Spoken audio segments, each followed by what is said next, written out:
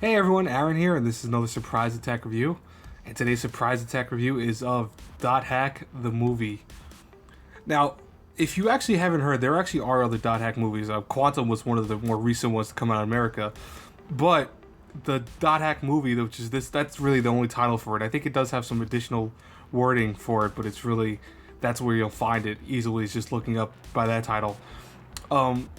This wasn't released in the Western audience. Actually, this is where we finally started seeing the kind of decline of anything Dot Hack related in the Western audience.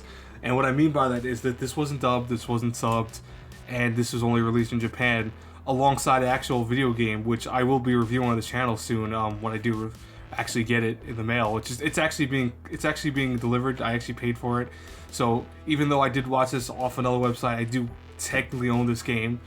So, or excuse me, this movie slash game, because they were bundled together, and it's kind of weird saying that, but it was kind of, I think, an incentive to keep the Dot Hack series alive, so they bundled the fighting game with it. So again, I'll be reviewing that as a probably Wednesday or Thursday, but let's focus on the actual anime review, guys. So, unfortunately, like I said, this wasn't dubbed. The only way you could actually watch this in English is to look on a website that has English subtitles. And as always, I never say to do that. That's still technically illegal action. But in my case, I think I'm okay with it for the fact that, I actually own this technically. And thus, even though I did watch it off one of those illegal websites, it's still like I actually technically own it. So it's not like I'm not giving the money to the company. I did pay for it. But, Dot Hack the movie is very odd to me. And I don't know actually how to say if I actually like or hate this movie. I really don't. It's somewhere dead in the middle, and I think you'll understand why I talk about this a little more. So our main character, Sora, which has nothing to do with any of the characters from the Dot Hack verse, is a typical girl. She's in the middle of school, and one thing is that she sees around her the kind of rise of technology. She's seeing that people are playing some games all the time online. They're not really hanging out anywhere. They're not doing anything else but playing games. Namely, the world, which, if you know Dot Hack, you know what the world is. It's an MMO, but at least it's a virtual reality MMO. And, at first, she's very resilient to actually even play this. She doesn't want to. She hesitates a lot. But what kind of puts her over the tipping point is that she sees her grandfather playing it, and her grandfather used to hate technology, but somehow got really, sucked into this game. And her friends all play it. Her friends at school kind of make her feel like an outcast for not playing it. And it makes herself feel kind of self-conscious. So, actually, and it's funny, I think this is hilarious, it takes up to 25 minutes of this movie, and I kid you not, 25 minutes, before you see any Dot Hack actual in-game, the world simulation play. All the stuff that takes place is all outside of the world. It's just, it's not any of the virtual reality that you're used to. So, unlike, for example, Sign or Roots or anything like that, you're not going to even see the game right away. You're going to see the real life settings of these characters. I think that was an interesting take on the Dot Hack franchise, because there were other movies and spin-offs that did this, but it usually went right away into the actual game at some point or another, or talked about it more. And this was kind of like a note of, they didn't seem to want to have the main character Sora playing the game right away. They wanted to show how hesitant she was to play this. And I think that was interesting. But, ironically, when she goes into the game, she learns that her character design, which was made by her companion, pet, I want to say. I don't even know how to describe it in the thing. I think they call it companion pets that you can actually buy in the real world that actually could also transition to the game. She actually makes a avatar for her to play, Sora to play.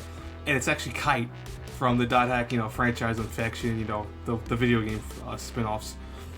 And ironically, lo and behold, as soon as she starts playing the game, she's amazed by how beautiful it is, and ironically gets involved with Aura without her knowing who Aura was. And you could already see kind of where the plot's going to go, where, it's now up to her to kind of save the day, despite her being a brand new player to this game. And that's where I'm going to start talking about, I think, the movie's biggest issues. Is really what's odd about this is how much it fluctuates between her resilience to play the game and how quickly she gets into the game. As someone who, I wasn't into MMOs initially myself right away, I then played, for example, Guild Wars, and I started getting into that. But the thing was, for me at least, it didn't take 1 or 2 days to get into that. I actually had to play for a couple of weeks before I finally started getting into the game, because I think all MMOs in general, no matter how beautiful they look or how immersive they are, always have that kind of initial feeling of boredom. They have that feeling of awe and newness, but at the same time, you have that boredom because you're still new to the game. You have no powers per se. There's very little to do. You're still kind of getting your bear of the game and getting the feel of it. And yet in this, they transitioned really fast to her finding, kind of the hook into the game. So she gets hooked to it really fast, despite how much she seemed to hate it initially. And they try to kind of tiptoe around that as the story progresses, trying to say that, she really never hated the game per se. She just had her reasons for not playing it. And, what's weird about the movie in general is that it throws in kind of other plot points. It throws in a romance triangle that's really not really a romance triangle per se. Mistaken identities per se with certain characters, because she doesn't know that the one guy who confesses their love to her is not the same guy she thinks is the one that was in the real world that did it, despite them doing it in the world. And at one point, they have very few battles. Overall, and this is why it's kind of hard for me to review this, is that this is a movie that I don't know who it was aimed at. I don't know if this was aimed at fans or newcomers to it, because honest to God, it doesn't do anything regardless to either audiences.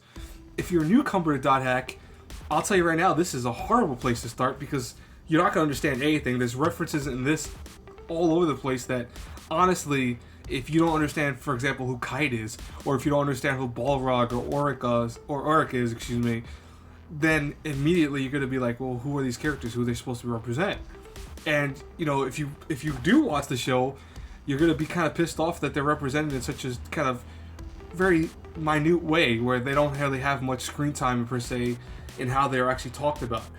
And, for example, her main character, Sora's main character, is Kite, and yet it's never talked about why, that is, why there's a reason behind it. Is it because she's destined to be Kite per se, or destined to do something similar to him? It's just overall a very kind of haphazard and lazy way that they approach this movie. And it kind of annoys me, because I am a .hack fan. I'm not a huge fan of the anime, but like I told you guys before in the past, and if you're new to my channel, then I've said in my previous videos of .hack that I love the lore for it. I do watch the anime. I don't love it, but I do watch the anime, and I've read all the books and novels and manga. But as a fan of this, as a fan of the series, this movie just makes no sense.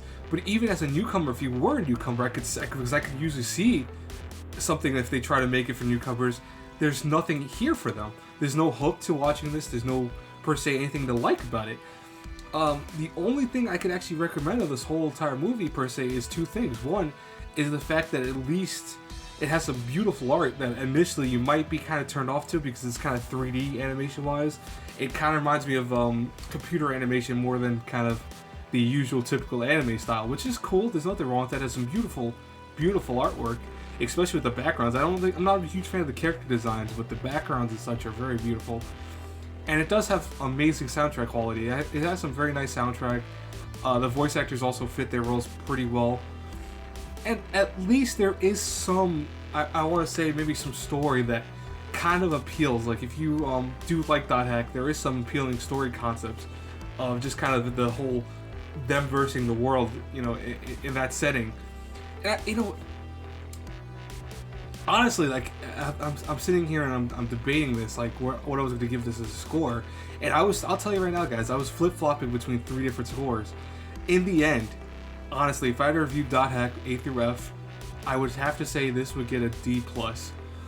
This is not the worst thing I've seen from .hack, which is funny. I've said that before. But just because of how badly the kind of audience it's aimed at, and also what they do with this, I mean, the story is very all over the place. It's 2 hours long, which, it would have been cool if they would explain more things in that 2 hours, but a lot of stuff is just quickly montaged. Like, for example, her leveling up to level 10 at least is kind of montaged in, just a few battles. And I'll be honest with you, there is literally only 3 battles in this whole movie. So if you were to actually take this 2 hour movie and put it into perspective of fights, maybe at least 5 or 6 minutes go into pure fights. The ending conflict that does happen, I don't even know if you can call it a fight, because per se it's something completely different for the .hack franchise, because you never see it in any other .hack games or anime related stuff. But again, this is not a good movie. This is a very bad movie. There's beside the art of the soundtrack, which I would say, I would love to say those are winning qualities that give it. Those are things that keep this barely from failing, in my opinion. If it didn't have the art and it didn't have the soundtrack to go with it, I would, honest to God, give this an F, because it's just, story-wise, it's horrible. Character designs are not that great. The character's progression and character plot lines of this show in general, this movie, excuse me, are just really bad. And I hate to say it because, again, I love Dot Hack, and I hate giving anything really, per se, really low score. But I honestly feel that you would be better off not wasting your time 2 hours at least, like I did watching this movie. Because as a Dot Hack fan, this was a wasted 2 hours. Now, I always tell everyone that, or excuse me, I always told people though in general that if I bought this because it's with the game, it was more so for the game, and I do really want to plan on reviewing that. So, I'm gonna review that game probably next week, like I said. But I hope you guys enjoyed this review. I apologize if it sounded like I ranted and raved about it, but I just can't convey enough, guys, that this was a bad movie. 2 hours of this movie is kind of harsh to even watch. And overall, I would say just kind of stay away from it. D+ is passing in my opinion, but it's also at the same time something that I say, hey, you can do without watching this movie. Anyways, guys, I hope you liked it. Please rate the video, like, comment, subscribe. And as always, guys, until our paths cross again in the next review, have a good one, everyone. Bye.